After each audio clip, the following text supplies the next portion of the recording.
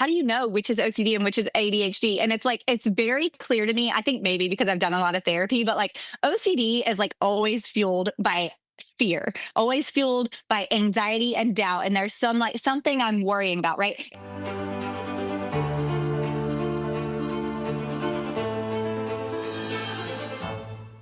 Welcome to OCD Whisperer Podcast. Today with me, I have Kristina Orlova, who's a wife and mother of 3.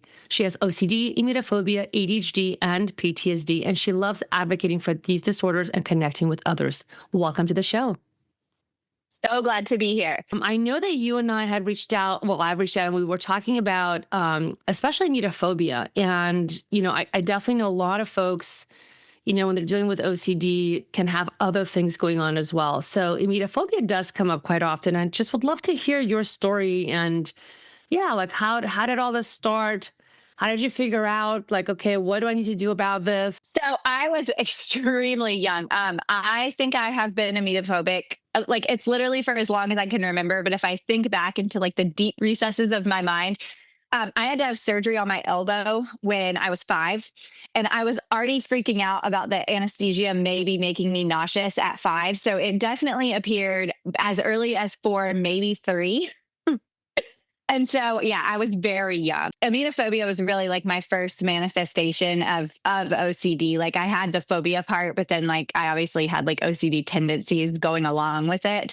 And I didn't know what it was called for a very long time. I think I was probably a teenager before I figured out that it was called emetophobia, and I wasn't the only person who had this.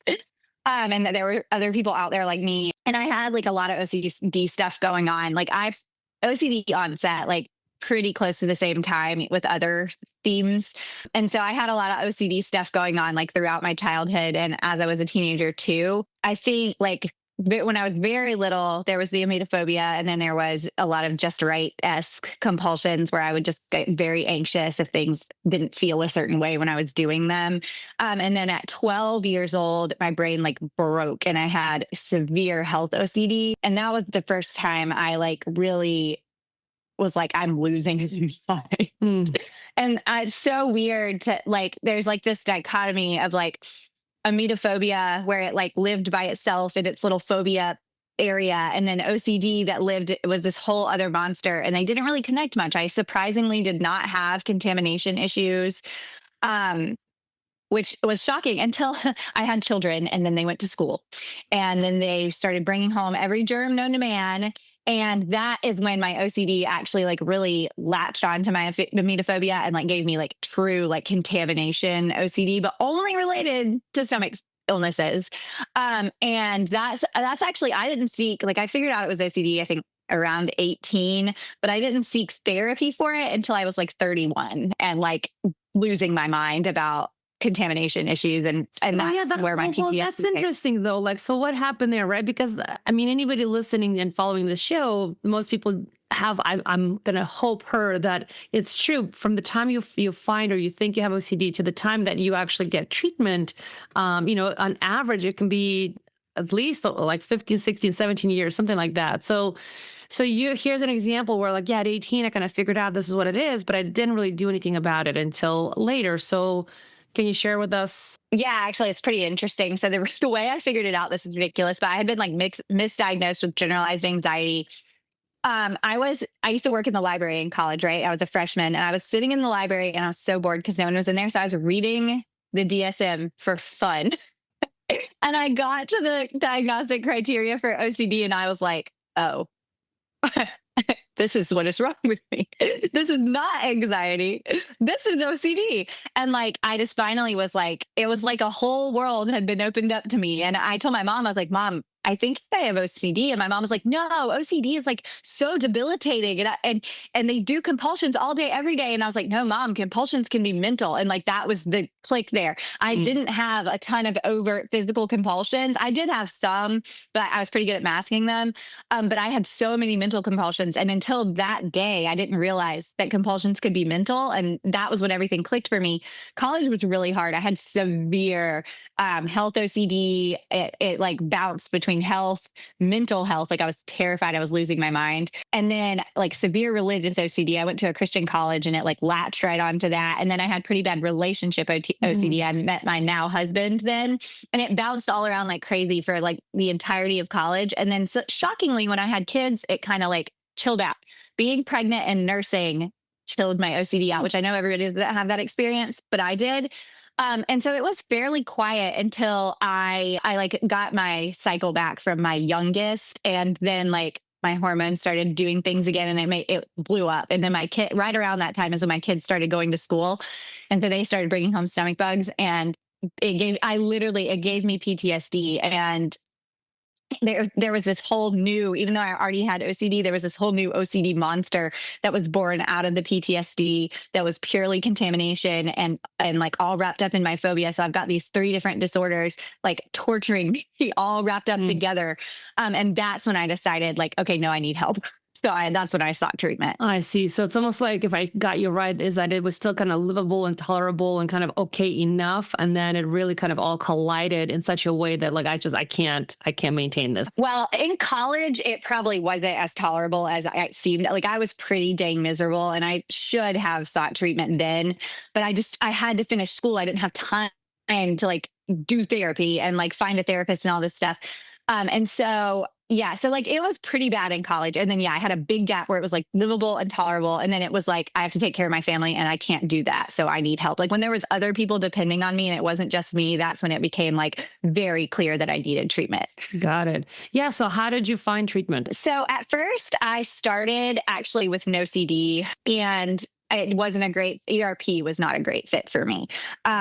And I'm not here to bash ERP. I'll say that as like a caveat, but it was just that I am exposed all the time anyways. And the thought of planning more exposure on top of that was just like something that like I physically was not capable of even like imagining, because my OCD, there's a lot of people who have like, they don't tolerate distress well, and they are super avoiders, but like those weren't my issues. Like I was always distressed. If anything, I tolerated it too well. Like I didn't realize that I needed like help because I was just used to being distressed all the time.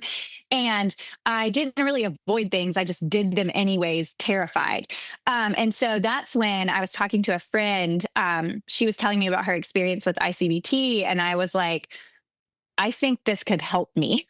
And so she was like, at this point, she was in training to be a therapist herself. And she was part of a clinicians group for ICBT. And she posted in the clinicians group, hey, is there anybody I have a friend, is there anybody who takes this insurance, who does ICBT? And luckily somebody was like, yes, this therapy center does. And so I reached out to the specific therapy center that she recommended, and they got me in touch with a clinical psychologist there that does ICBT that took my insurance. And it was just like all of these things fell into place. And my therapist, like, so he went through the ICBT modules with me, and just like, he's amazing. Like I couldn't have asked for a better fit. That's awesome. So you feel like with that approach, you understand the OCD brain differently, because like you said, you're basically organically, like that's what we say in ERP kind of lingo, is like looking at organic or situational exposures, right? It's almost like if you choose to live a life of exposure, then you're always looking to move towards all those things, not avoid them. But you're like, well, I was definitely not avoiding them because they're kids, they're there. Like I have to take care of them. Yeah, so I can't avoid them. There's no way I mean, again, right? Everybody's different. Like some parents sometimes say that they have a hard time interacting with their kid because of OCD, but you still have to do something. So you really can't 100% just completely avoid the situation. So you're like, look, I'm there. That's not the thing. There's something else going on, and I don't know how to address this. Okay, Correct. So let's fast forward. So you went through the different modules. Sounds like, you got the concepts and you were applying them and you learned something different for yourself. I guess, what was the piece that you got out of ICBT that was different or that helped you break the cycle? So module 8 was like life changing for me. So like the whole like reality sensing module, it was like this whole game changer. Like, oh my gosh, I can just be present. It says like, if you're doing this, you're not actually present. It's like me, I spent all this time thinking I was being more present because I was like staring at my children and like monitoring them. But what it showed me is like, that is not using my senses normally. And so like that module taught me like how to use my senses normally, which I don't know that I had ever done in my life. Mm. When it came to OCD, like obviously I knew how to do it like outside of OCD. And then the other thing that really helped me was module 9. So 8 and 9 together, the alternative story. I was like, wait, I can just like believe reality. I don't have to like dig into this crazy story that my brain is like making up. And it just like practicing like observing reality and then just like believing things at face value instead of like creating a scary story out of it. It sounds so crazy like when you just say it, but like really like practicing that and doing the daily exercises that come with those modules, all of a sudden I just like started believing reality and like stopped making obsessional stories out of something. And it happened very gradually just from like doing the practices. Those were the two like concepts from ICBT that like changed my life. But the other thing, and this isn't directly in ICBT, but it is pretty close in his new Resolving OCD book. My therapist had me do thought chains. So I would tell him, like, I was like, look, I keep trying to reality sense, but this was with module 7, like before we got to 8, I was like, but I can't, the whole bridge thing where you're supposed to like imagine yourself. I would like forget the bridge. I would just like fly into the bubble.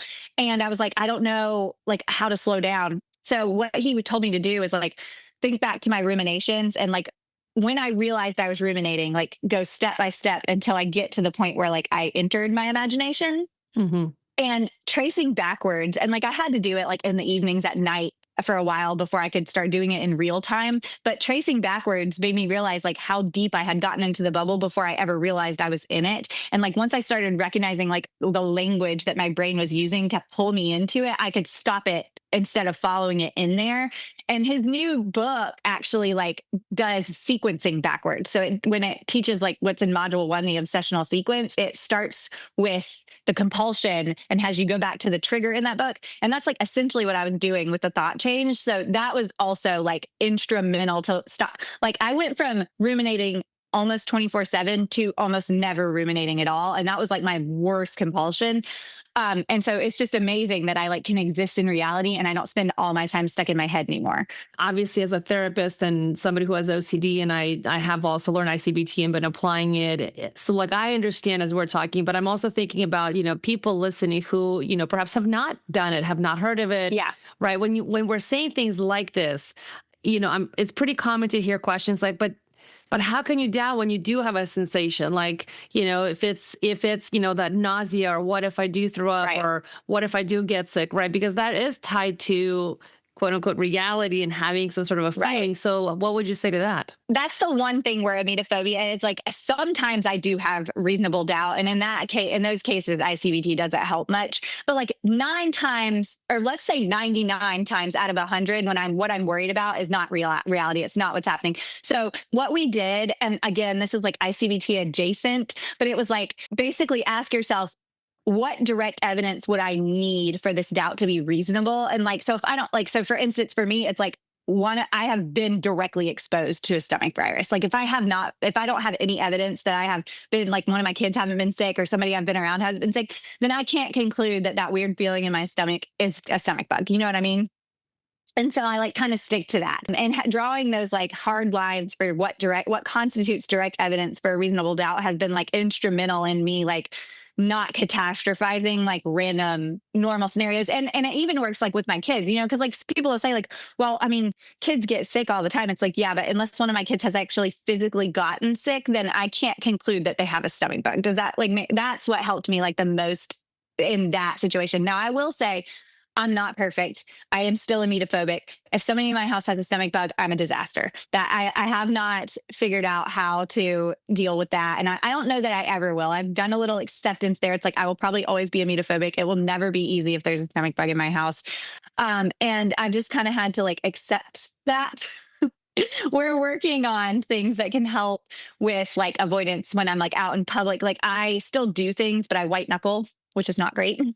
So we're like kind of working on that. But again, like I haven't found a magic solution to dealing with realistic doubt when it comes to the emetophobia. I will say that. Yeah. Well, I mean, I think there isn't a magical solution. I think as humans, No. we don't do a good job understanding that, even whatever therapy you do, life is also still life, and life is still going to have things show up and things are going to happen. And you can't, like, there's no magical way that it's always going to be all happy and wonderful all the time. I mean, like, I have a fear of heights, and, like when I first learned ERP, okay, I started going on purpose to, more heights and more things just to kind of not be as distressed or avoidant of things. But at the same time, I recognize, like, look, I get vertigo literally as things spin things in a way that just, I'm like, okay, it's just, that's just a thing I have. And, the reality is, like, I think part of it is also evaluating how much of it really is getting in the way of my life or my joy, right? How much is it really